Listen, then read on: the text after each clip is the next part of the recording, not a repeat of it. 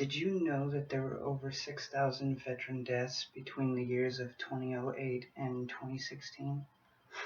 A lot of these reasons are hard to handle, and a lot of these reasons were medical conditions to accidents. But the majority of the reason for these can be also caused by PTSD and anxiety. I'm going to walk you through a few different things as to what cause PTSD and anxiety and how to help a friend in need, whether they're a veteran or just a friend who has the same symptoms. It can help either way. So, PTSD. I served in the military for 6 years. I joined from 2011 to 2017. And I had a rough time through those years because 3 of those I actually spent overseas. So, away from family, anxiety is already there. That'll be touched on a little bit later though. But the PTSD, that can come from just about anywhere. PTSD from my side actually came from when I was in Korea. It started there. I had to be in full battle rattle, as we called it, when Kim Jong-un ended up launching his first missiles. That's where it started. That's where my PTSD essentially made a really bad jump.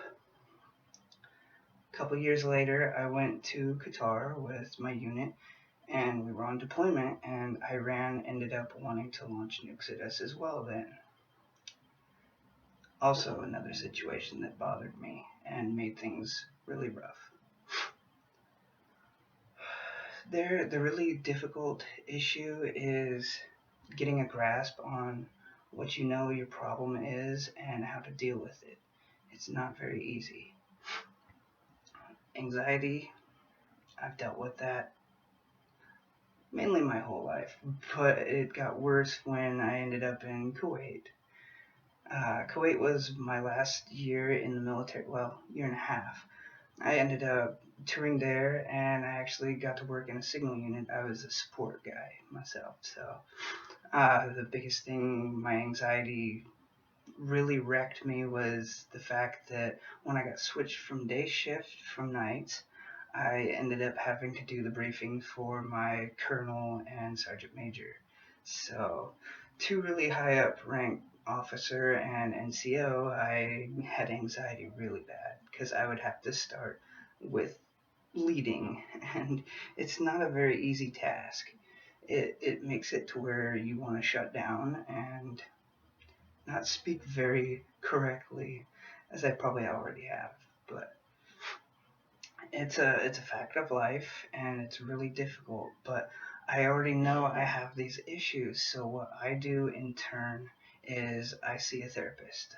I talk to friends. I hang out. I make sure that I am doing something to help avoid a similar or terrible issue that could happen, like some of my past brethren that I served with. I lost them through PTSD or anxiety, and it's a real thing. It's really difficult to deal with. But just make sure if you know someone who has an incident that they don't want to talk about, don't push it. Just be there for them. Actively listen. That's definitely a big step. Don't pressure someone to tell them or tell their story on what happened to them. Just make sure that you can be there, be a shoulder for them. If they need help, like say they're thinking any suicidal thoughts, walk them through, talk them down. Talk them down, that's the first thing.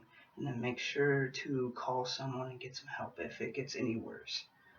But anxiety and PTSD can be linked together in certain fashions, and you can get a grip at the same time. It's really difficult, but it can be done.